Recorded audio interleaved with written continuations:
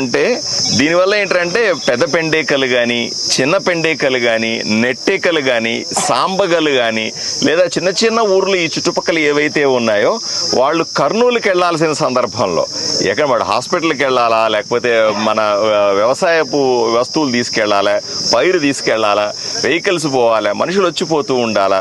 పోవాలంటే కర్నూలుకు పోవాలంటే 110 కిలోమీటర్లు దాటి పోవాల్సిన, అంటే ఆదోనికి రావాలా, ఆదోన్ నుంచి మళ్ళీ మెయిన్ రోడ్ ఎక్కిపోవాలి.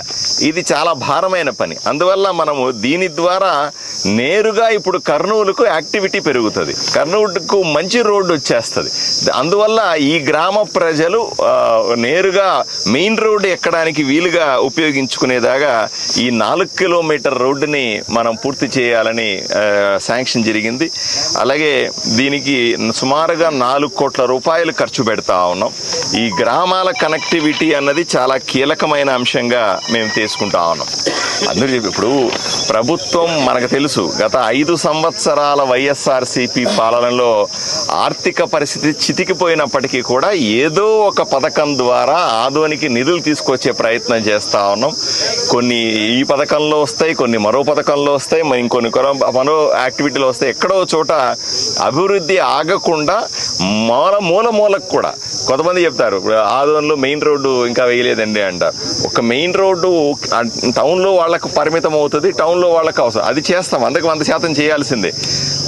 టౌన్ అభివృద్ధి చేయడం ఎంత ముఖ్యమో గ్రామాలకు ఉన్నటువంటి మన కనెక్టివిటీ రోడ్లు అంటాం మనం. అంటే ఒక గ్రామం నుంచి మండలానికి, గ్రామం నుంచి ఆదోనికి, గ్రామం నుంచి మెయిన్ రోడ్డు కర్నూలుకి వెళ్ళే రోడ్లని అభివృద్ధి చేసుకుంటే గ్రామీణ ప్రాంతంలో ఉన్న ప్రజలకి ఎంతో ఉపయోగం జరుగుతుందని సైమల్టేనియస్ అన్నీ ఒకసారిగా అభివృద్ధి చెందాలి.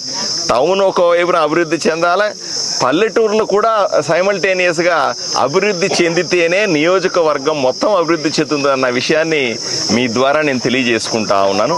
పనులు మొదలైనవి. 1 సంవత్సరంలో మేము చేసిన పనులన్నింటినీ కూడా ఒకటొకటిగా మేము ముందు పెడతా ఉన్నాం. రాబోయే రోజుల్లో ఇప్పుడిప్పుడే కొంత స్థిరపడుతున్నాం కూడా. కాబట్టి రాబోయే రోజుల్లో మరిన్ని అభివృద్ధి పనులు మొదలుపెట్టి ఆదోని ప్రజలకు అంకితం చేస్తాం.